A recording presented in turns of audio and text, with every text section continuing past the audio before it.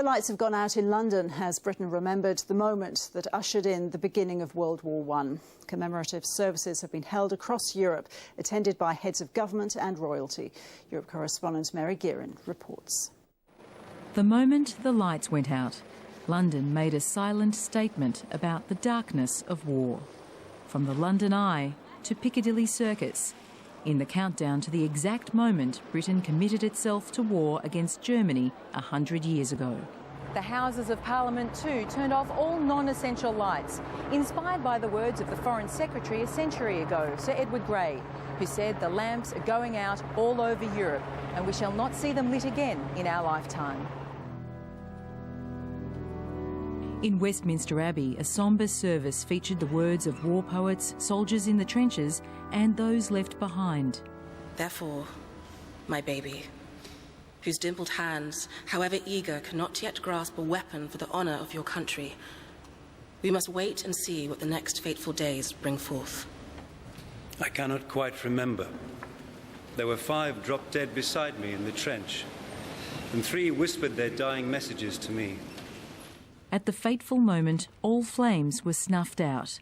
Only the Abbey's Paschal candle remained alight. Earlier in the day, dignitaries gathered in the Belgian town of Mons, the scene of Britain's first major battle. Here, thoughts turned towards preventing such carnage in the future. The events in Ukraine testify to the fact that instability continues to stalk our continent. The peace that we here enjoy together as allies and partners does not simply mean no more bloodshed. It means something deeper than that. The commemorations continue. This sea of ceramic poppies surrounding the Tower of London will grow over the coming weeks until there is one for every life lost in the Great War.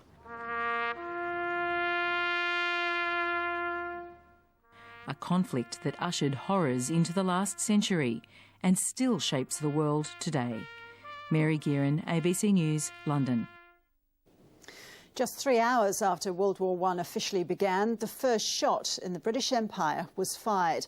And it was fired here in Australia from an artillery gun at Fort Nepean at Portsea in Victoria at a German merchant vessel which was trying to escape Port Phillip. The event is being commemorated at the site. Reporter Guy Stainer is there. So, Guy, what's happening?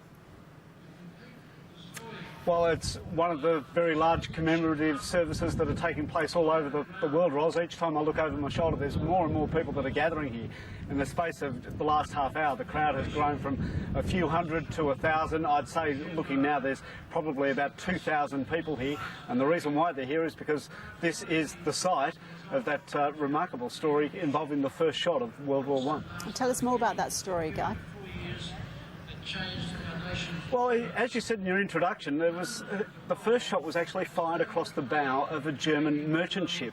And what happened was, with war being declared and with the time lag between Europe and Australia, it meant that the war was declared about 9 o'clock in the morning, Melbourne time, and the German merchant ship, realising that it was in enemy territory, tried to flee. The gun placement that's only a few kilometres from here, right at the end of Point Nepean, a massive cannon fired across the bow of that German merchant ship, forcing it back away from the heads. And then an Australian pilot ship was able to get out. There was they managed to board the vessel. A scuffle broke out, but they then managed to take control of that particular ship. But it is remarkable that on the other side of the world, so far away from the Western Front, that this place here is actually the site of the first shot fired in World War I. And guys, is it known what happened to the ship and to her crew? Well, as I said, the ship was captured at the time. The crew became prisoners of war, and the ship was then able to be used by local sailors. So, yeah, a sad end for the Germans, but a small victory for Australian forces right at the beginning of the First World War. Yeah. What sort of place was Fort Nepean back in 1914? Well, remarkably, if you walk around here today, it's probably a place that was very, very similar to what it is like today. There's a few more modern army buildings that have been built, but essentially the old quarantine station that you might be able to see just behind me, they're all very old buildings. Up at the gunnery where the shots were fired, the gun turrets remain in place. The housing for the ammunition, it's all there. Of course, you know, it was a long time ago and in somewhat of a state of disrepair. But this particular strip of land is remarkably untouched compared to what it was like 100 years ago. And we'll try to return to Portsea at 12:45 for the firing of the cannon to mark exactly 100 years since that first shot. But for now, Guy, thank you. Let's go back to Fort Nepean at Portsea in Victoria now, where a cannon is about to mark 100 years exactly since the first shot in the British Empire in World War I was fired. Elevation 300. 5 rounds, 5 rounds.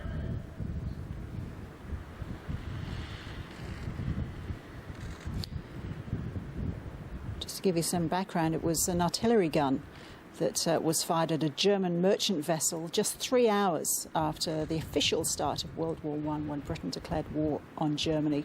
Just 3 hours after that moment, at a German merchant vessel which was trying to escape Port Phillip.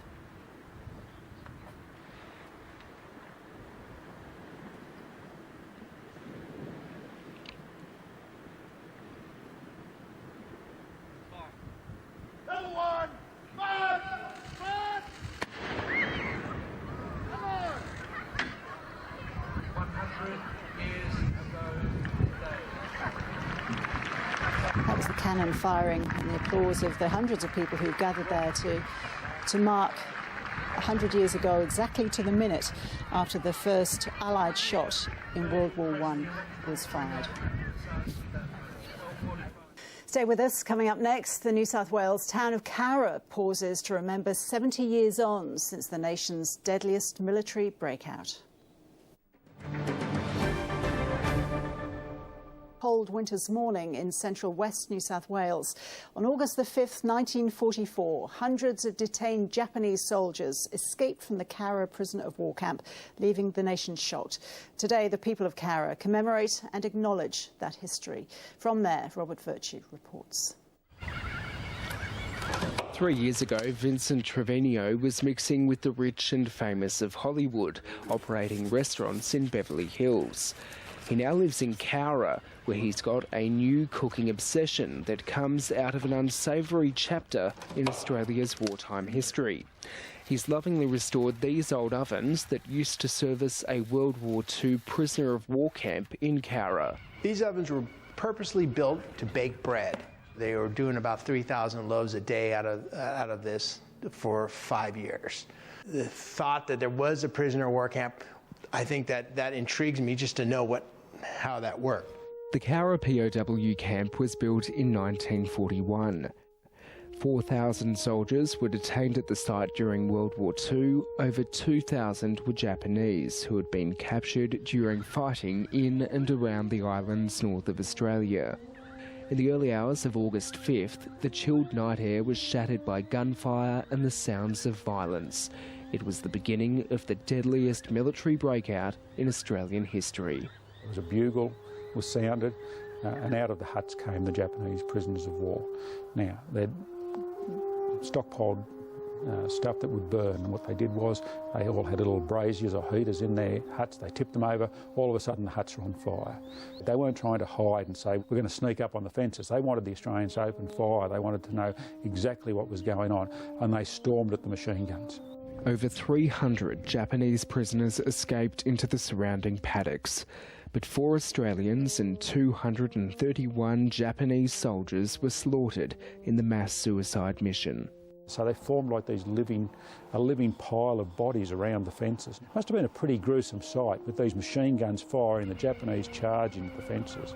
They had to recover their honour. And how do you do that? They decided to die. And the only way they could die in battle was attacking the perimeter fences of the camp in an attempt to have the Australian guards open fire on them. For the Japanese, the Cowra bakery was part of the problem. Receiving fresh food every day meant they were being treated far too well for POWs. To the Japanese, though, this was almost treating them with contempt in their opinion. They should have been shown utter disregard as prisoners, and here they were being looked after well. So they couldn't understand that at all. I've since done some research and I've seen pictures of bread knives that were used in the breakout. Those bread knives probably came from here. 70 years on, the memory of the breakout continues to live in the hearts and minds of people from Cowra. It's an event that happened here. You can't change history. This is the site of a major land battle. So, you know, we can't say it never happened. We've got to acknowledge that it did happen. It's not a worldwide known event like the death of John F. Kennedy or man landing on the moon. But if you come from Cowra, there's 2 times in Cowra history, before the breakout or after the breakout. And I think I'm pretty lucky that I live after the breakout. Robert Virtue, ABC News, Cowra. Quick look at the national weather now. A shower or two for Brisbane, sunny in Sydney and Canberra, partly cloudy in Melbourne and Adelaide. A morning shower for Hobart, sunny in Perth and in Darwin. And that's ABC News for now. The next bulletin on ABC TV is at 5 p.m. I'm Ros Childs. Thanks for watching.